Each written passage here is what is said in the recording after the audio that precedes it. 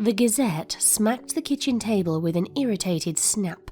Pushing that social rights legislation again!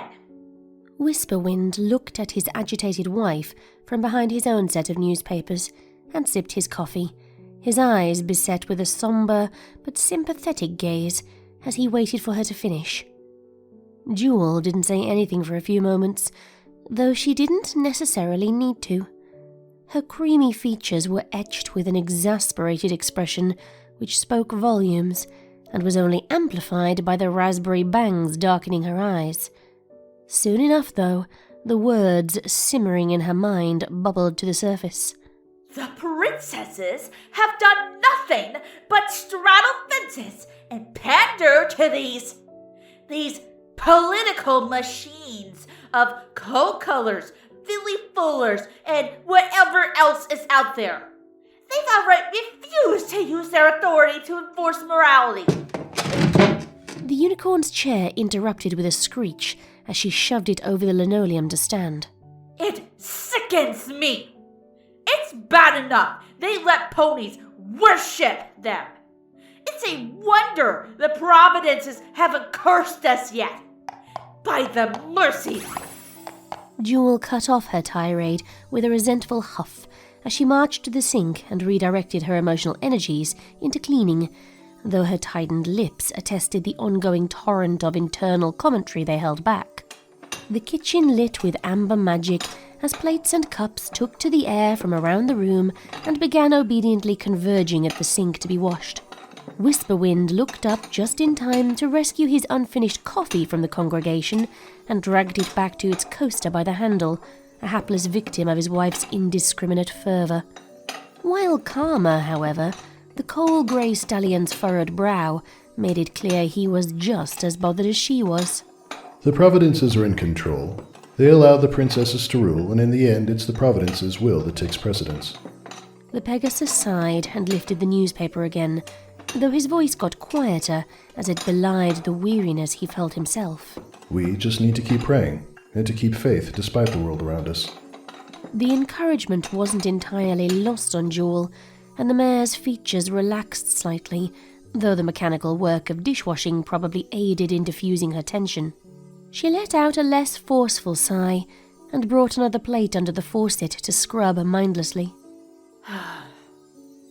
It's just so disheartening. I'm almost afraid if the legislation reaches the royal courts, they'll rule in favor of it. And there won't be anything we can do at that point. And to think that the more they win, the more stage light feels justified in. She bit her lip for a few restrained moments as her emotions fell back into turmoil, then resumed scrubbing the dishes with freshly pained ferocity. Whisperwind just looked down and let the newspaper sag against the table. His mind was too busy finishing his wife's thought to read it by then anyway. The stallion tried to shake the thoughts from his head and tossed the Gazette to the side.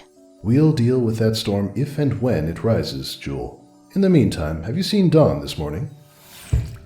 The water from the faucet cut off, leaving a brief sense of awkward silence before Jewel turned around again and placed the last dish on the drying rack. No, I think he's still in bed. Why do you ask? Whisperwind glanced up at Jewel, only to let his eyes fall to his mug again. Oh, I was going to offer to help with his sky painting this evening. He mentioned he'd been having trouble coming up with designs lately. He took another sip of coffee and swished it pointlessly in his mouth before swallowing, almost as if it was purely to fill the time with something other than the disquiet he was struggling to repress. Jewel cast him a knowing, concerned glance and pulled a scrunchie out of her mane, sighing as she shook her head to let the locks of hair swing freely around her neck. I keep telling him he ought to require sunrise or noon shifts to give him some variety and to get more sleep. He stays up all hours wearing himself out and his work gets monotonous. It's no wonder he's having trouble. I worry he's going to run himself aground one of these days. Jewel walked over and leaned down to give Whisperwind a kiss, which succeeded in bringing a smile to his face. The two nickered and nuzzled for several savoured seconds, then softly separated as Jewel pulled away to hang her purse around her neck. I need to go run some errands before it gets any later. I have music students all this afternoon, and I need to start dinner before Huff so it isn't late. Do you think you two will be back by 6? We ought to be, or at least around then. Whisperwind replied after finishing off his coffee. He got up from the table and planted another smiled kiss on her cheek as she hurried her way to the front door. Thank you, dear heart. I'll see you this evening. Let Dawn Runner sleep in if he is sleeping. He probably needs it. The front door closed with a rush of air and left Whisperwind standing there with a happy smirk. After a few moments, he turned back into the kitchen, grabbed the kettle and trundled over to the sink. He still needed his second cup of coffee before his day really began.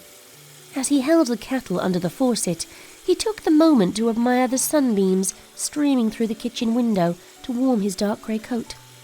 Somehow, the dawn gave even the most mundane scenes a touch of beauty. He yawned a bit and set the kettle on the stove with a soft clatter, shaking out his hind legs one after the other to loosen up the joints as he flicked the burner to low, then headed back into the den with a sigh to wait for the water to heat. He was about to settle down on the couch when he noticed a messily folded stack of papers sitting on the sill of the front window. They had not been there the day before. Had one of his wife's students left homework? Whisperwind made his way over and carefully unfolded the pages with a hoof, his pale blue eyes narrowing in confusion as they traced the first lines. No, he recognized that writing, as jagged as it was. The more he read, the more his expression shifted to bewildered disbelief. His eyes flitted faster and faster over the words until they frantically tore through the last paragraphs, down the first page and the next. Suddenly, they came to a jarring halt and froze, staring, as if the words somehow transfixed him. Very, very slowly, he sank to his haunches beside the window, never moving his eyes from that point on the page.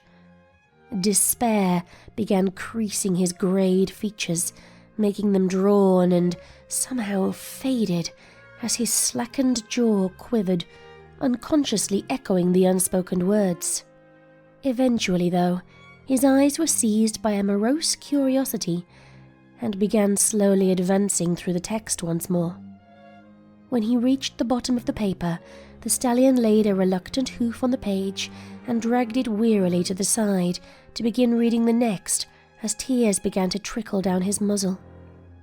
Another page finished, and another, and another. By the end of the stack, he was trembling, and his breaths came in soft, shallow spasms.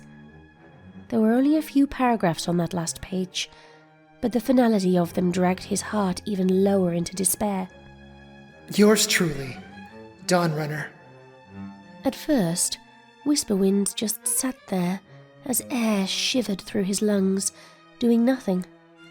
His body felt stiff and rigid, but inside, his emotions were building in a roiling, twisting mass as they grappled with one another for supremacy.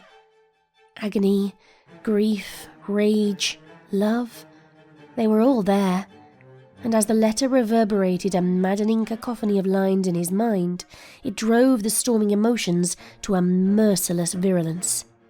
Torment burst through Whisperwind's restraint as he swiped the letter with his hooves and scattered the pages across the sill. His face was twisted into a panting snarl of fury laced with anguish. The notes scratched out in front of him settled the unshakable reality on his heart like a yoke. He did not want this to be real. If only the writing would change. He would give anything to change it. Anything. But nothing would. His anger was gradually crushed as heartache tightened its grip around his core and silent, breathless sobs began to arrest his chest. For several moments, he simply sat there, staring despondently at the window, his tear-blurred silhouette outlined by its reflection by the sunlight flooding the room behind him. When his sobs had subsided enough to take a few shuddered breaths, he scooped the crumpled pages into a pile and clutched them to his chest, tenderly rocking them like a foal. For him, they were all that remained of something precious.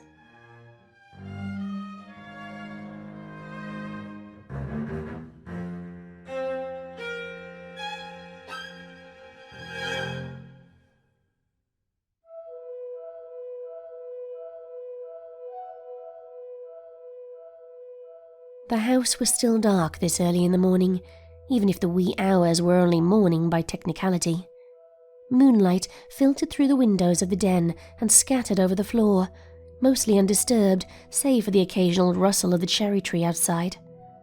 The air held an uncanny stillness, as if the night itself was silently waiting. It wasn't warm. It wasn't cold. There were no night birds chirping, no creaks or cracks that often accompany houses in the night. Everything was simply quiet. A dim, pallid shape stole across the floor, almost indistinguishable from the surrounding shadows.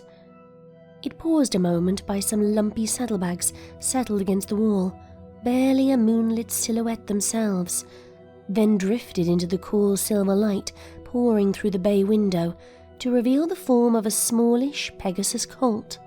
He stood there by the extended sill, staring up at the moon for a few reverent moments, and then hung his head, his nose almost touching the polished bleach wood. Dawnrunner had planned everything, and so far everything had gone without a hitch. It had all been fairly simple and easy until now. He had known it would be. Everything was ready. Well, everything except one last thing he had been putting off. Part of him knew it should have been done earlier, maybe even first, but every time it came to mind, he shook the thought away and focused on some other preparation. Packing, food, money, anything. But there were no other preparations, no other distractions, and despite being last, he knew it was the single most important thing that needed to be done. And it was the only thing he had not been able to plan.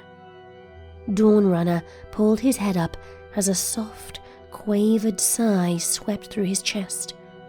If he thought too much about it, he'd start crying again and wouldn't get anywhere. Worse, it would hold him up, and time was short now.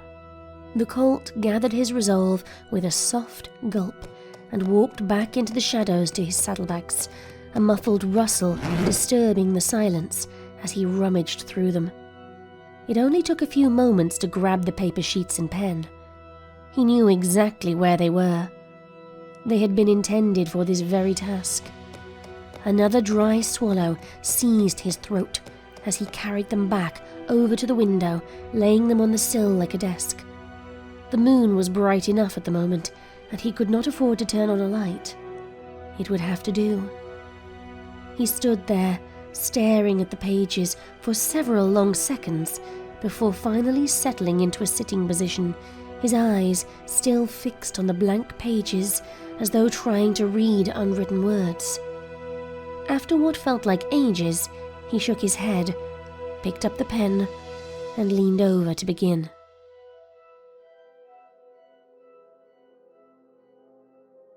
I don't exactly know how I'm going to write this to you. I can't know. I just know I need to write it. I have to give you some kind of explanation, even though I know you may not even finish this. Maybe you will. I could be wrong. I guess you might. I hope you will. I pray you will. When you start reading this, the only thing you'll know is that I'm gone. Part of me wants to tell you that I've always cared about you, and just leave it at that, but I can't. Please, if any part of you is willing to listen, bear with me through what I have to say here. I want you to see things through my eyes, and maybe then when I tell you in this letter I love you, you'll understand why and how. You've always raised me and my siblings to be loving and caring. You've raised us being loving and caring, and you always meant it. When I was a tiny foal, Mom told me, and I quote, "You have an amazing capacity for love." I've never forgotten that. It ingrained itself into my memory, and it has always been something that I cherished. I'm not perfect, and there have been many times where I didn't feel I deserved to have that said about me at all. Even so, most people have points in their lives where they feel they experienced or discovered something that defined them, and that was mine. It's something I've clung to, and while a part of me feels broken now, it's still something I hold on to, even as I write this. You felt I've been really distant over the last few years, especially recently, and that's true. It's hard for me to tell you how much I treasure what you've given me as I've grown up, as I look at how we've grown apart. I guess I feel it would be hard for you to believe. What you know of me is still that I'm a grown colt who struggles at everything he does, gets frustrated with you at times, and for the most part keeps himself sequestered away. I don't think you realize just how much your joking comments and many efforts to get me to spend more time with the family really pulled at my heart. There are reasons for all of that, but I'm not quite prepared to get to that part of the letter yet. Despite what our relationship has become, despite my frustrations and yours, I don't love you any less. I might seem distant, but I'm not. You're all still very close to me, and I want to show that love to you. I can trace back the many times I've been upset or frustrated with you to one core cause, however unrelated it may seem. There has been an undercurrent in my heart that has put us at odds many times. A pain. And I've realized what I need to do to show you the love I feel. The saddest part of the story is that it ends. At least for me. By now your minds are running, trying to guess and perhaps brace yourself for what I'm going to tell you. You might even be hoping the words just don't show up on the page, and that as you continue reading, it will turn out to be something else entirely that comes up. Something fixable. For your sakes, I'd like it to be, but as much as it tears at me, I know better than to try and fix something that I've always known. And I do mean always. There is no revelation to me. It's just been a quiet secret, something I've kept locked away in my heart, always knowing, but simply letting it lie there, and sometimes trying to forget. You probably don't want to read it, and you could probably tell by my scribbles that I'm trembling right now, trying to bring myself to write it. I'm shivering with cold, and my wings aren't keeping me warm. But it isn't the room that's cold. It's just me. I hope by the time I'm finished, this letter is still legible. I'm just going to say what I have to say and explain after. You can throw this letter on the ground. You can stomp on it. You can curl up on the couch and cry on it. I understand, and I expect it.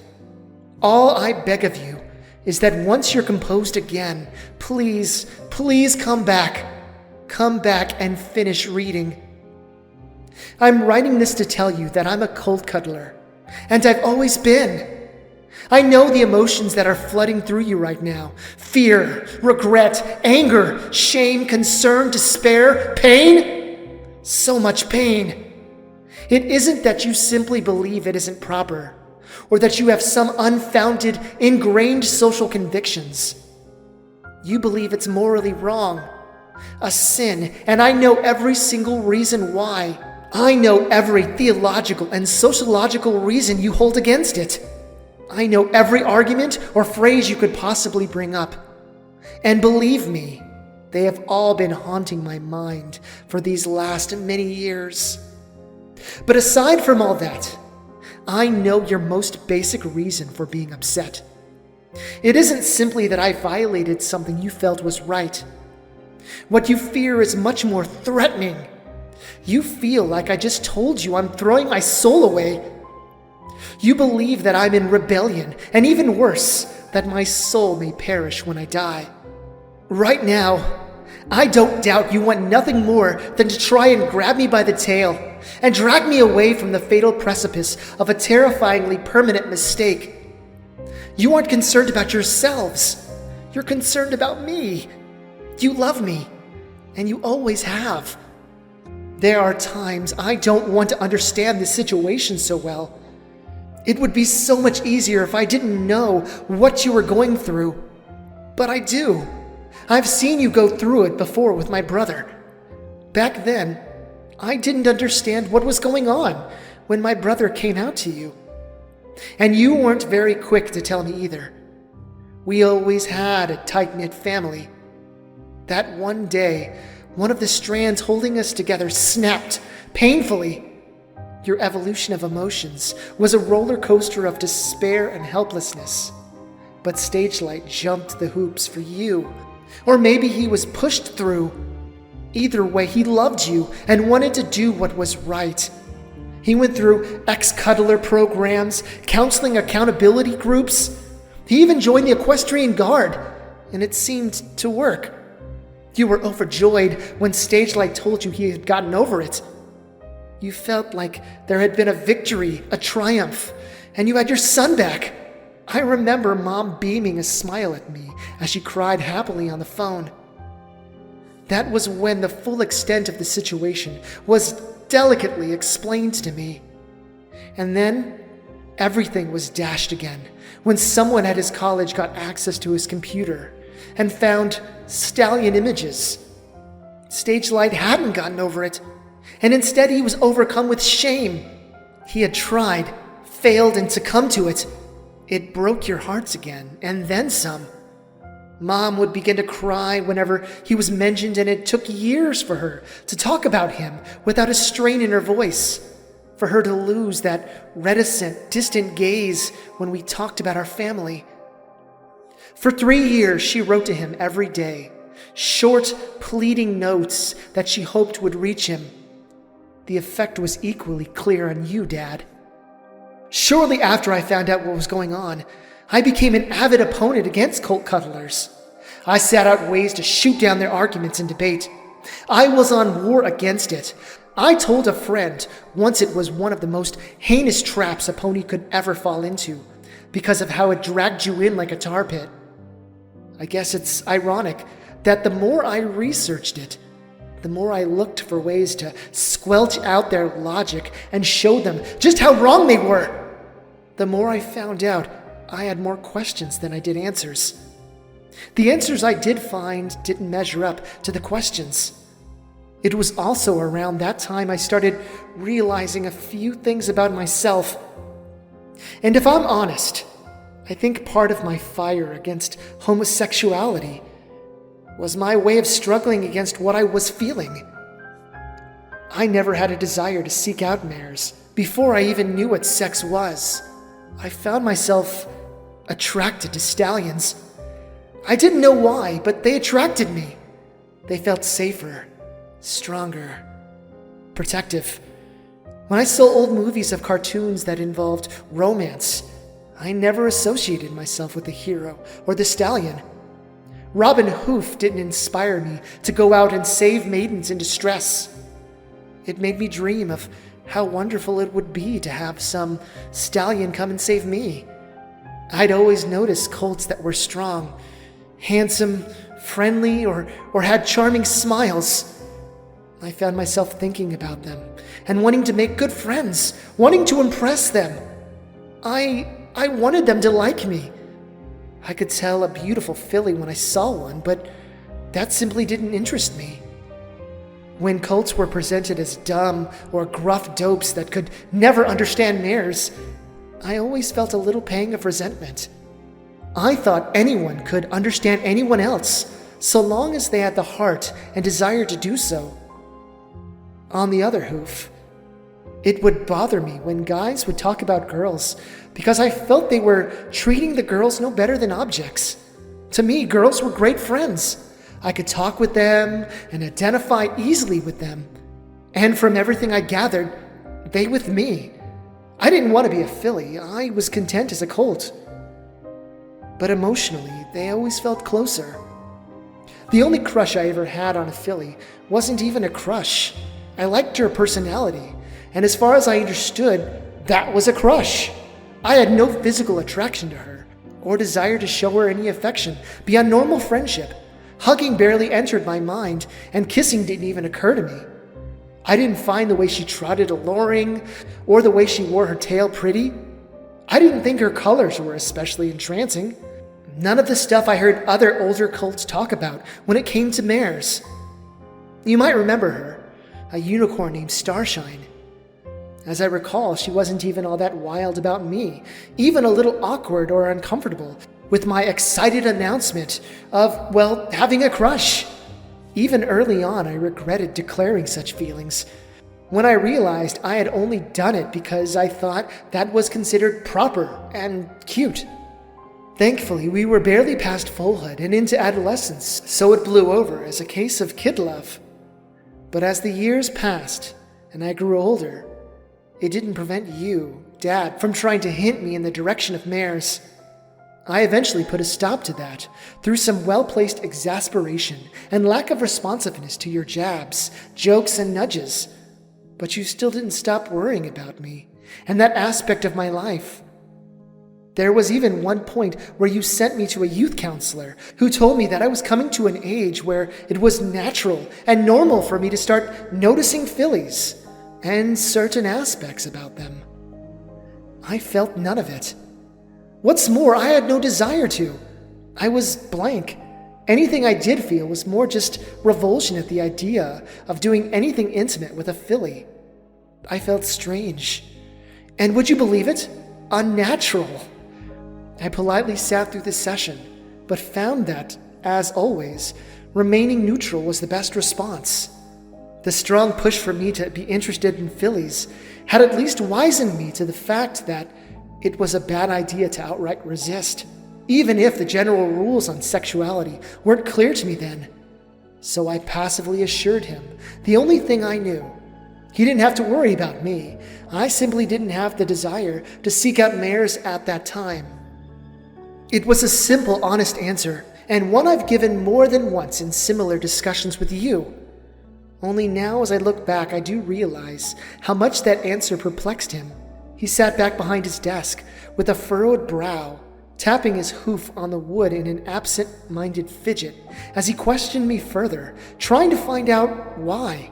When all I gave him were more neutral responses, he simply made a few more urging points and then ushered me out of his office.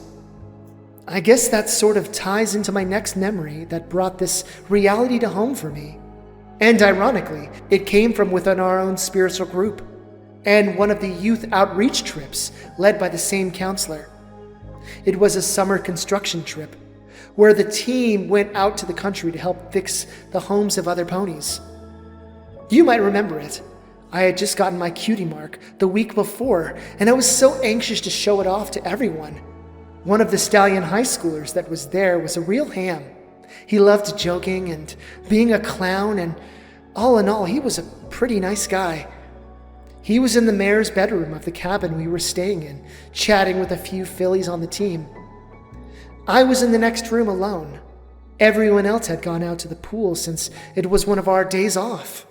He called me into the room for a minute, and I had no reason not to go, so I got up and trotted in. The moment I entered, he swept me into a romantic hug and discreetly placed a hoof over my muzzle while kissing the other side to make it look like we were kissing.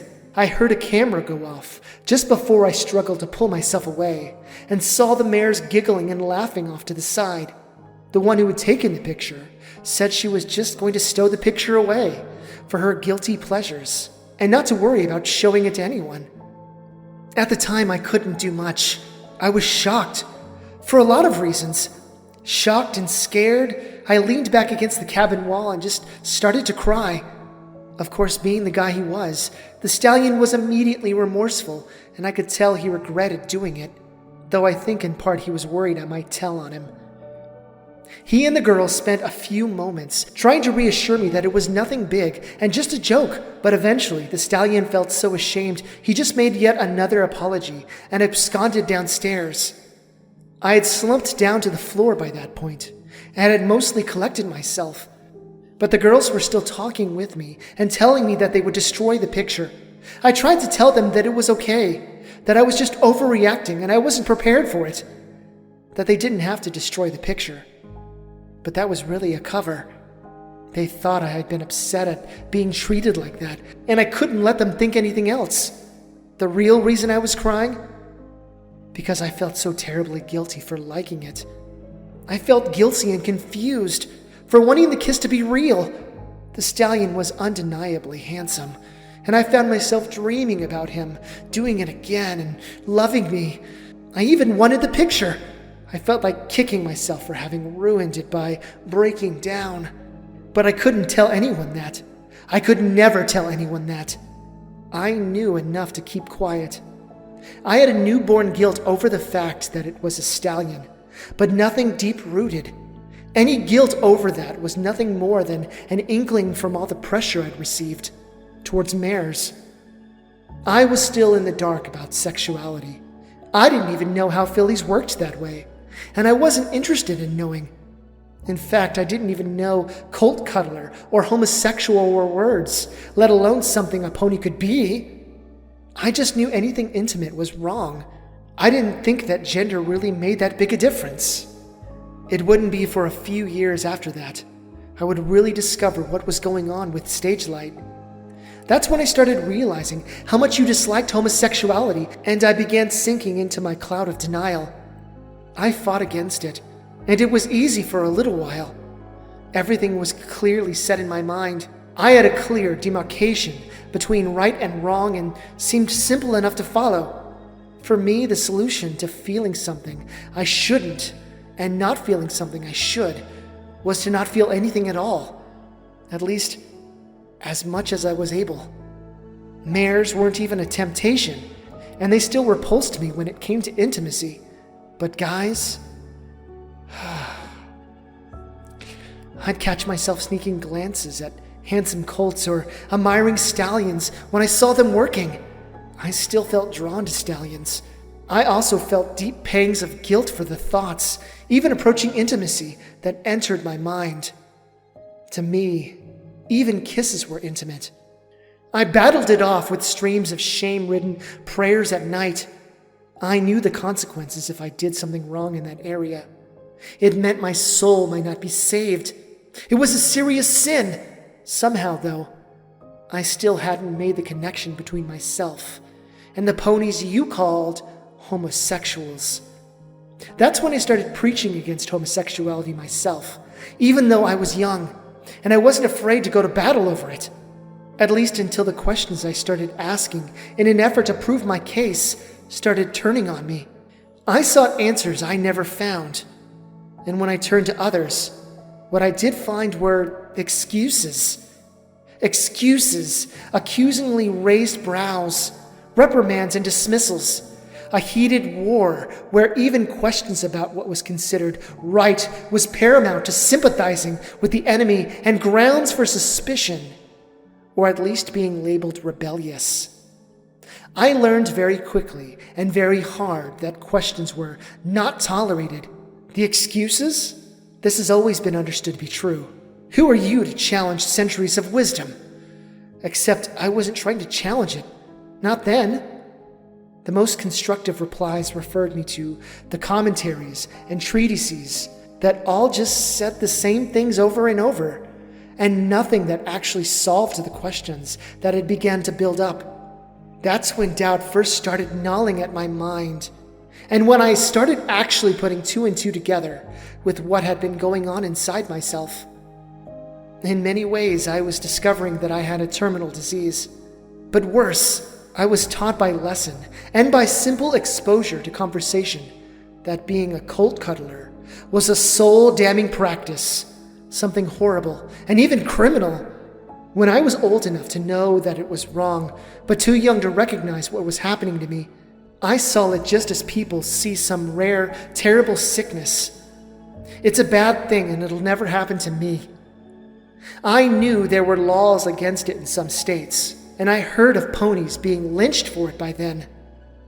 It was only later I learned that lynching usually involved killing. I heard brief, hushed stories about stallions raping other stallions or sodomizing them on the news reports, which were quickly, if belatedly, muted, and excerpts of conversations about stage light, and all the sin he was falling into and its consequences. This all reaffirmed to me that it was something bad, something awful. As I grew older and became aware of my own tendencies, though, I realized I was infected. My basest desires were founded on something that would curse my soul for eternity. They weren't just periodic thoughts that would sneak into my mind. My very instincts drew me to cults, and I couldn't feel anything for mares. I tried to feel something for mares, but they still repulsed me and felt entirely against my grain. It was the way my mind worked. I hadn't trained myself that way. I hadn't pursued or practiced it. It was just there. It wasn't just a part of me. It was me. I couldn't get rid of it. And it was one of the most frightening things I've ever felt. Up until then, I could handle death because I thought my soul was safe. I wasn't worried about it. It didn't bother me.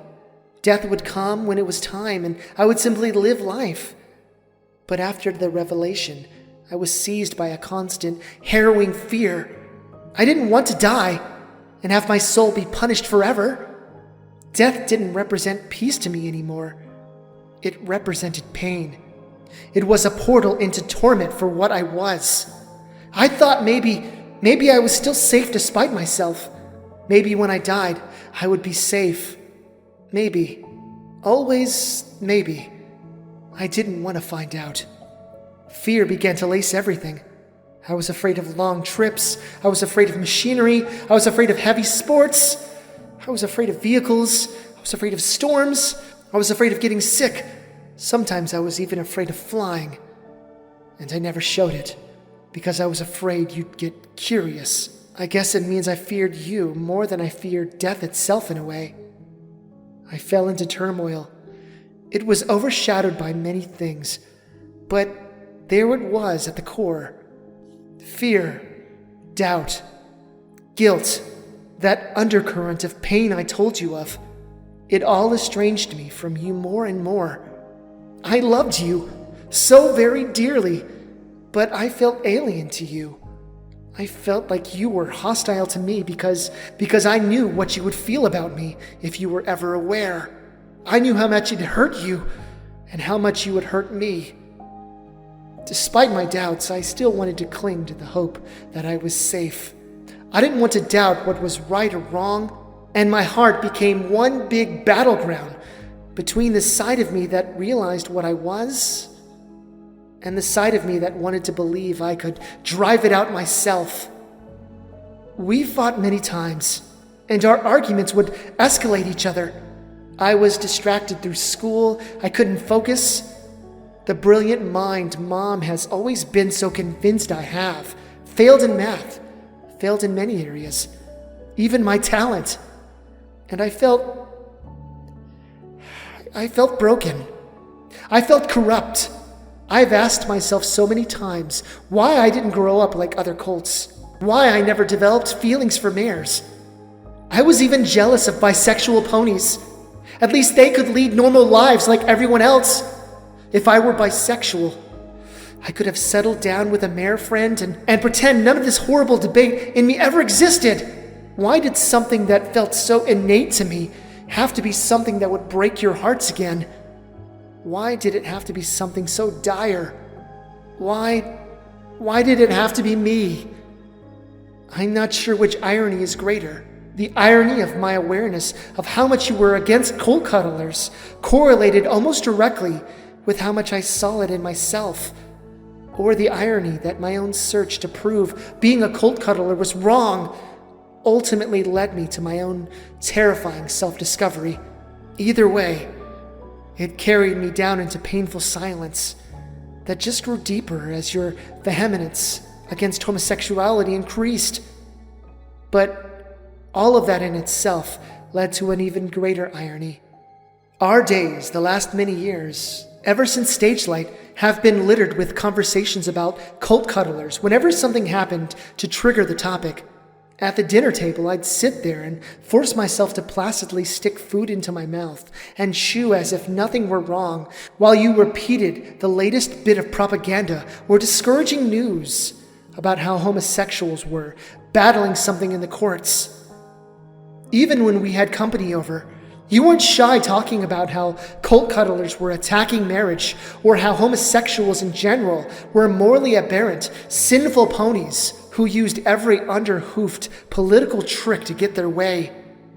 You had signed up for political newsletters with the latest info on the homosexual movement, so we would know which companies and stores to boycott if they supported cult cuddlers in even the smallest ways.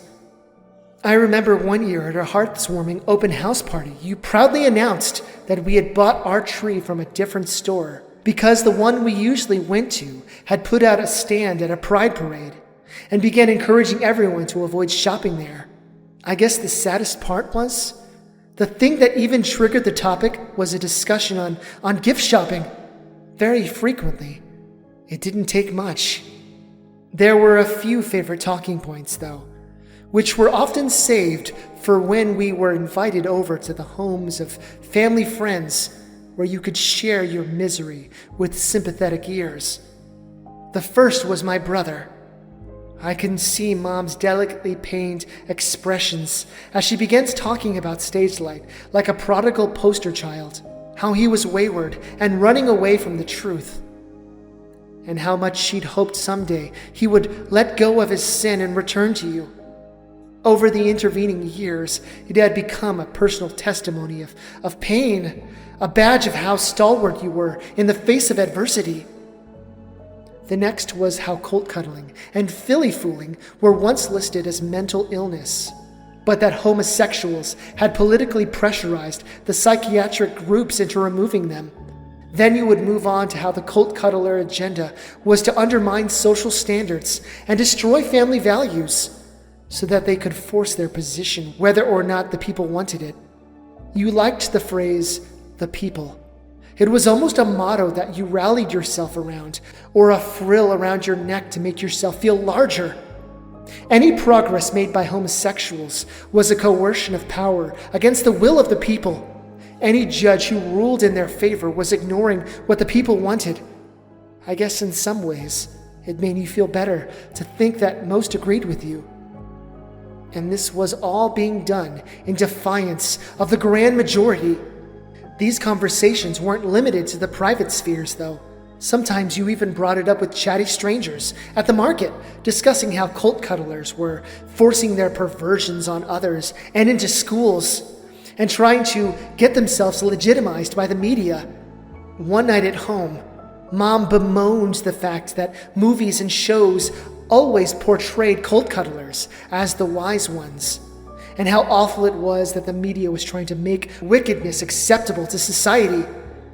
Quite often, when someone who acted like a cult cuddler or filly-fooler in your estimation came on the television, you'd make a disgusted snort and change the channel, and usually accompanied by similar comments. Yet another occasional topic came up when there was a report of some cult cuddler or filly-fooler being killed or committing suicide. You might briefly mention it was a shame, but without missing a beat, you'd move on to the grimy details that the cult cuddler movement was just trying to turn them into a martyr. There were some meager scraps of sympathy to be had, but you were always so deeply entrenched in your position that you wouldn't even dare to look past its walls long enough to recognize your own numbness, to see the callousness that was growing on your hearts. You couldn't allow yourself to feel too much pity, because that was too close to sympathy. So you always dressed it up as a political springboard. Sympathy meant you might be wrong. It got worse when the legal battles over marriage rights began. Your zeal doubled over, and everything revolved around the moral battlefield. The radio during the day was almost constantly tuned to some conservative station that regurgitated a never-ending stream of anti-homosexual propaganda. And there, I witnessed some of the ugliest examples of social manipulation I've ever seen.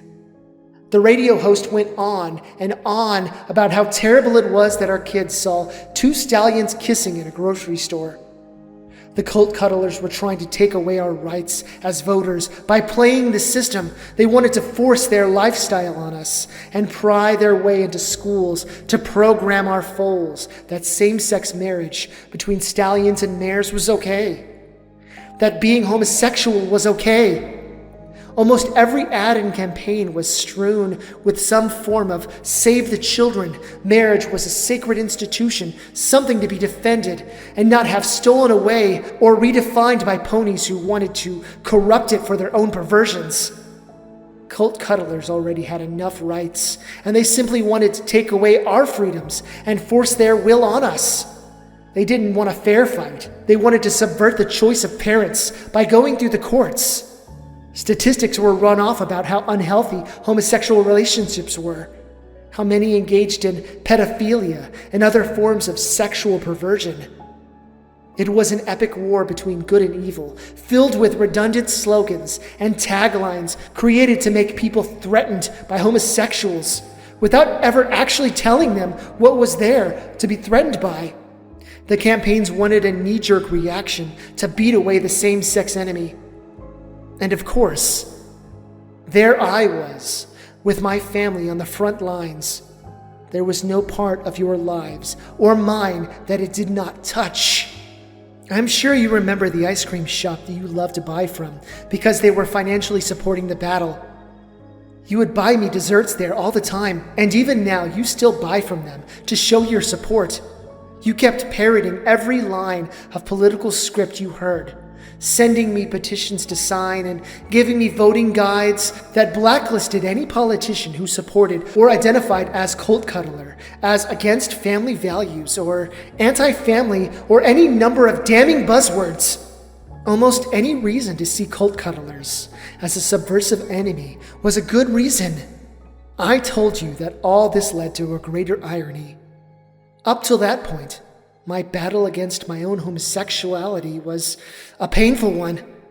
I felt horrible for being a cult cuddler, for being something so dark and sinful. I feared my own moral depravity, and I feared the fact that part of me didn't think it was wrong. I really did feel like I was struggling against a disease, and my conscience was a charred battlefield of emotions and arguments. But all of your fury and fire started to burn away a shroud. I began to realize that you weren't just talking about some nebulous, distant groups of people. You were talking about me. You were saying and believing all those things about me. You were protecting children from me.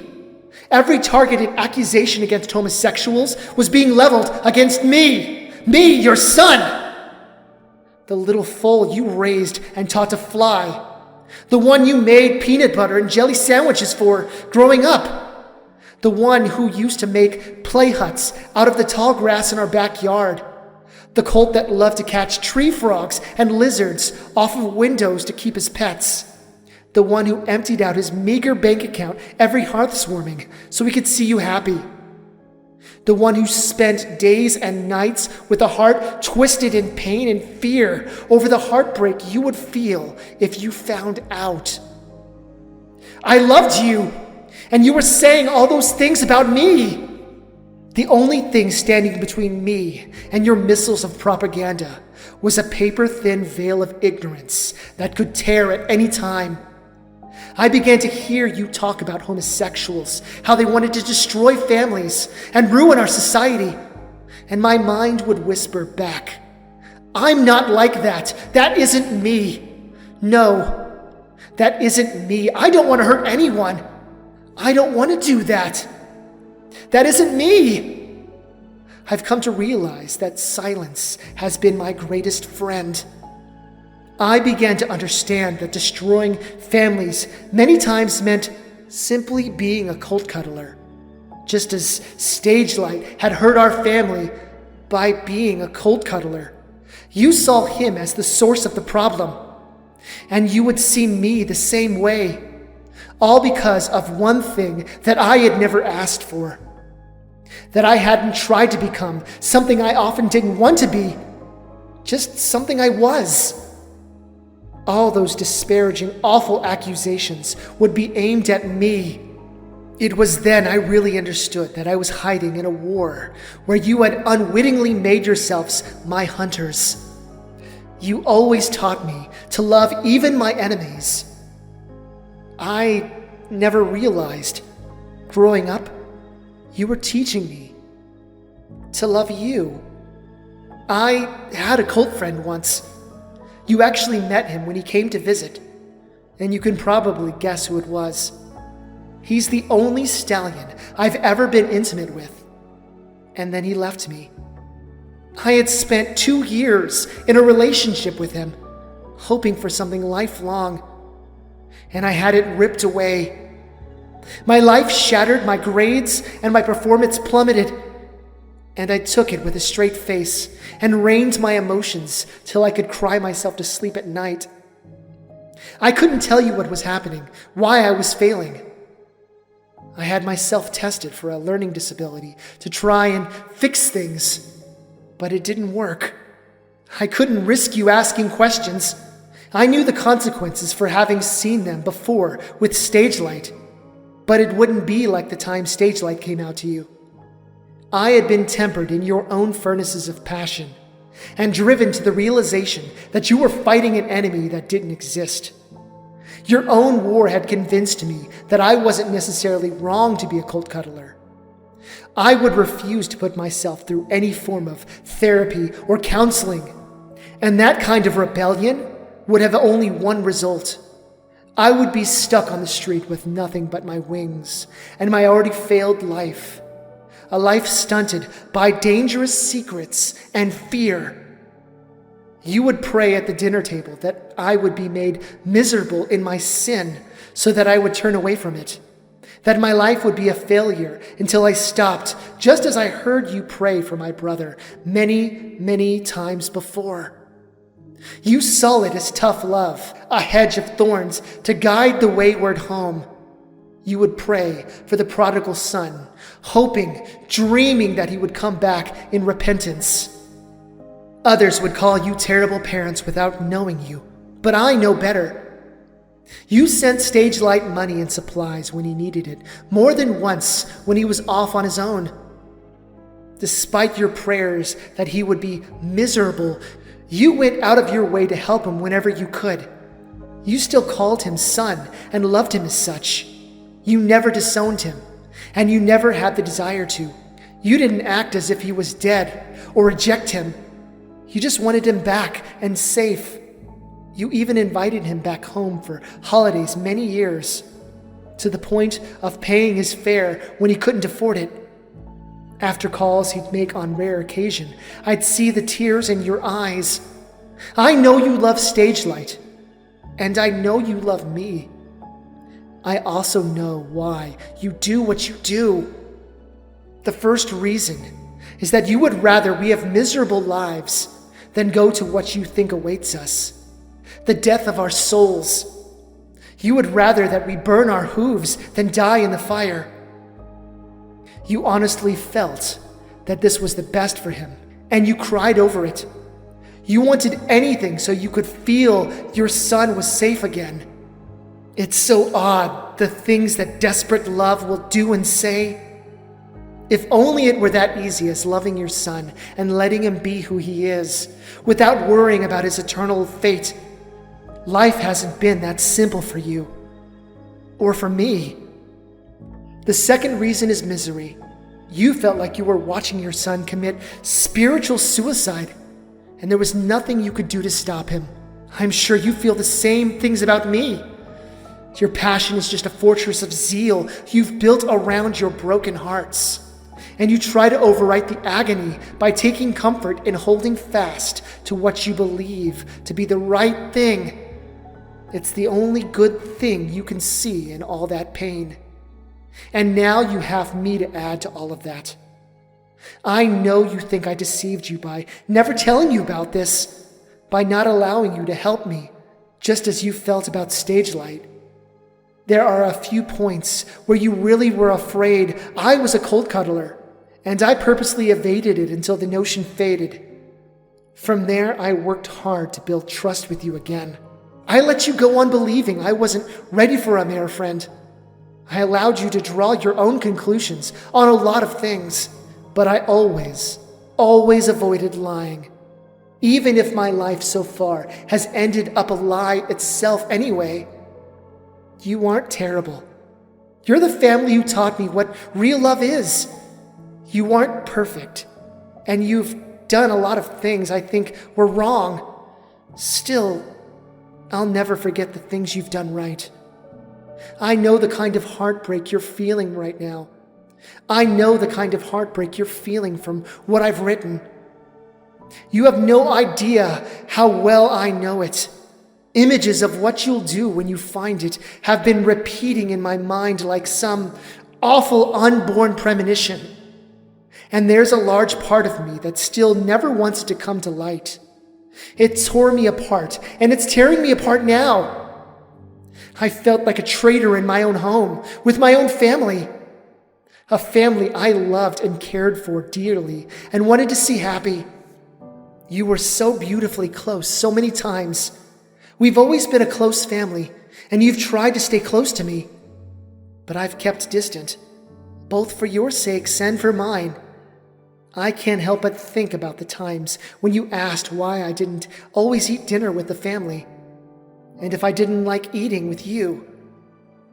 No, I loved eating with you, playing games with you, sharing with you, laughing with you, being with you. But I hated every moment I had to think about what it would be like if you knew. Every heartwarming, every holiday, every birthday, every vacation, sometimes just every day. Everything that tied us close together as a family.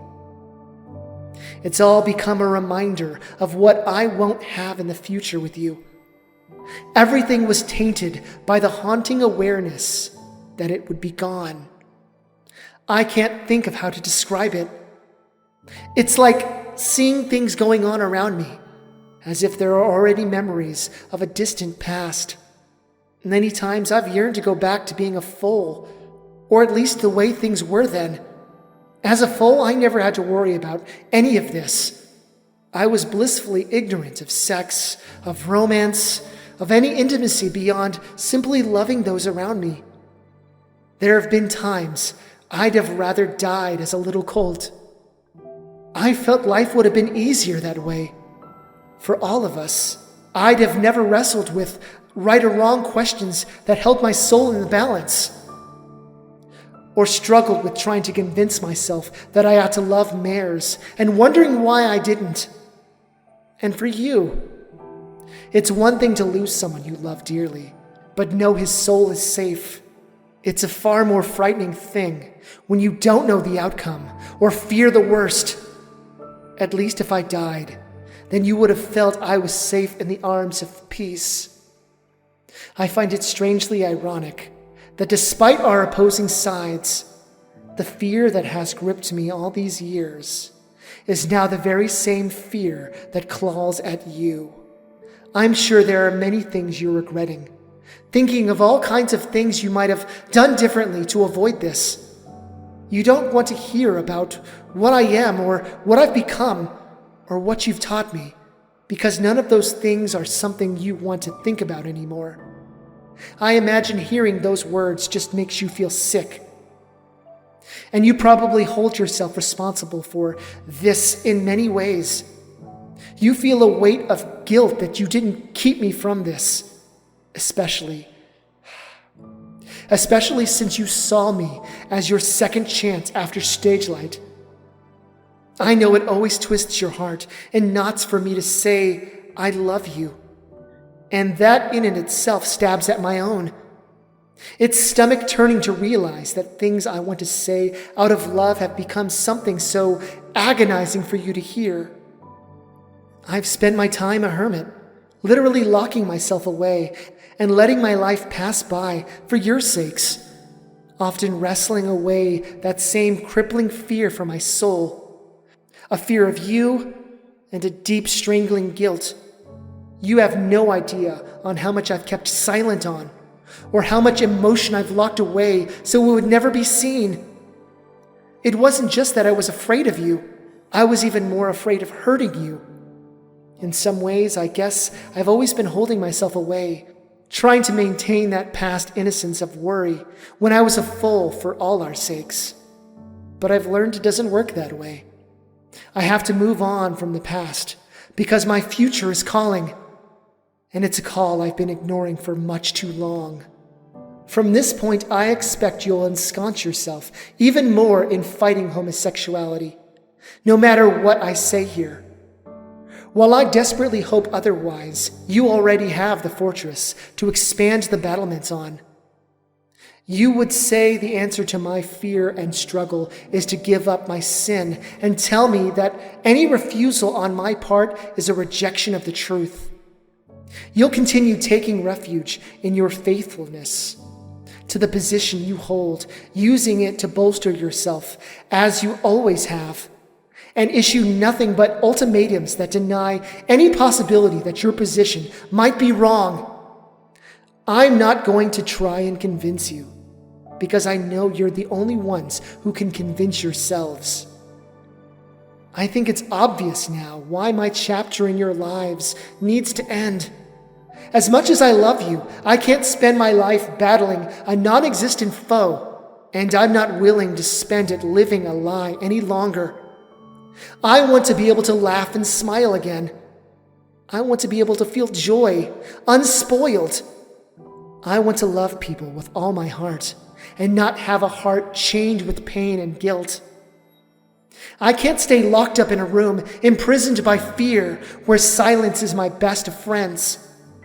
It's time for me to live the life I always wanted. It's time for me to live what life I have left. You will not find me. You will not find me. Please don't look for me. I'm saving you the trouble of many painful arguments, and this will be easier for you if you simply accept it as is. I will not go to counseling. I will not go to ex-cuddler groups. I'm not going to entertain the idea that I am anything other than what I am anymore. You can believe it, or you could call it a lie. But this is what I've always been, and I have no reason to believe that will change. The thing I've come to terms with in all this time is that you break your own hearts here, as much as that hurts me to see. I can't take responsibility for your own refusal to listen to any reasons I might give. I can't spend my life trying to carry a weight you bring on yourselves. But despite what you think you'll do, there's also what I hope you'll do. This letter is my show of love to you, because I believe that however painful the truth may be, ultimately, the truth is the only thing that gives you the chance to be truly happy. It's my hope someday that you take what I've told you to heart and open yourselves to listen. Hope springs eternal. Yours truly, Dawnrunner. The colt dropped his pen as he finished, and a few sharp sobs seized his chest. It was as if the pen had been the reins to a harness restraining his emotions, and now they ran unfettered like the tears splattering the bottom of the page, leaving a signature of smudged ink and tear stains. The colt tried to muster what control he had left and pulled himself upright, wiping his face with his wings so he could busy himself with putting the pages in order. But tears kept running down his powder blue coat, and the more he struggled with the pages, the heavier his sobs became. Finally, he ran his hoof over the stack in a haphazard swipe and slumped forward into his wings, his quiet, muffled voice the only sound in the room. Behind him, the first faint rays of sunrise were peeking through the dew-fogged windows across the den. There was no warmth yet, but the golden hues held a silent promise. Eventually, Dawnrunner quieted, but he still sat unmoving for a long while before slowly pulling himself to his hooves. Though his lungs heaved periodically, it was much softer and less frequent than before.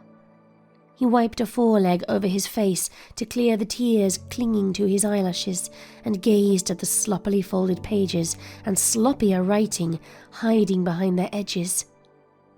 It was done. It was finally done. And it was time to go. He turned away and walked over to the saddlebags that sat waiting for him against the wall, sniffling as he nosed his way into them and swallowing back the last of his emotions into submission. As he crept into the hallway, the dimly lit shape of a family photo caught his eye from the wall. The smiling, time-frozen figures appeared almost ghostly in the dim morning light. And for a moment he was stolen away, imagining their loving expressions to be a wordless blessing in some distant, perfect world. His eyes lingered there, saying their silent goodbyes until he slowly tore his gaze away and kept walking. When he opened the front door, a cool breeze rushed up to him and danced over his body. Somehow, the moist chill didn't bother him. It was strangely comforting, beckoning Dawnrunner to take his first step.